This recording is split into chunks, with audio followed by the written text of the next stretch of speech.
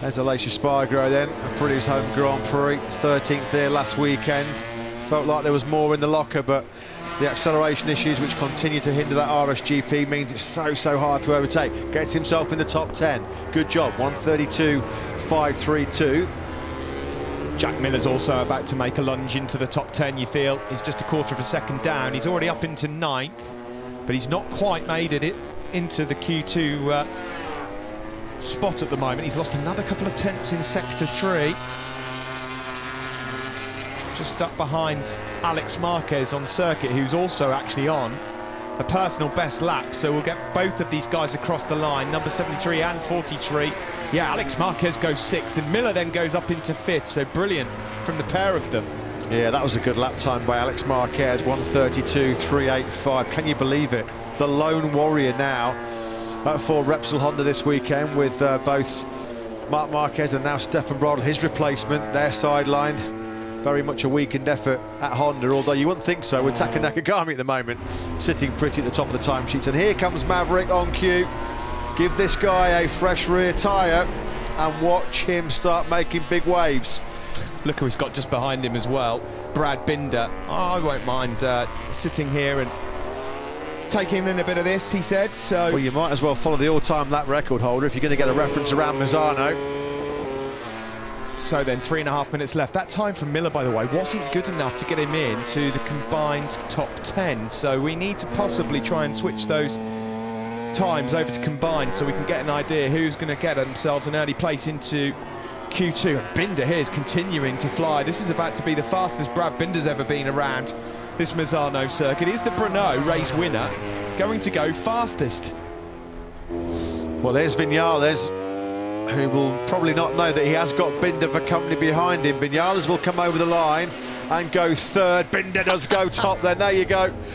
P1 for 33 with a 1:31.628 and a nod of approval from Mike Leitner.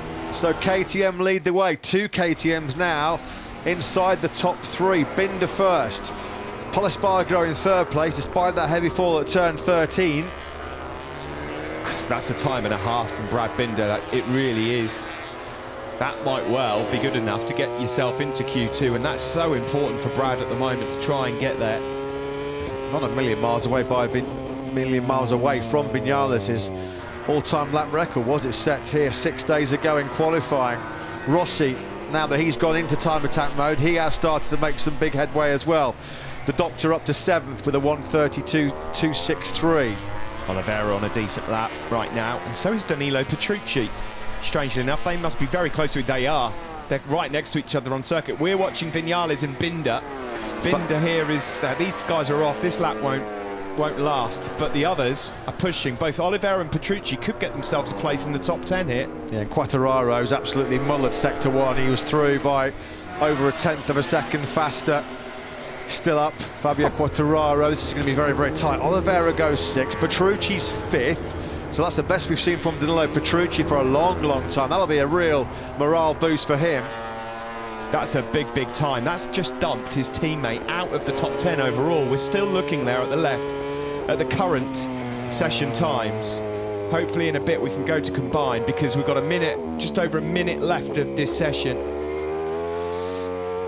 Binder fastest of this session from Nakagami and Pol Espargaro.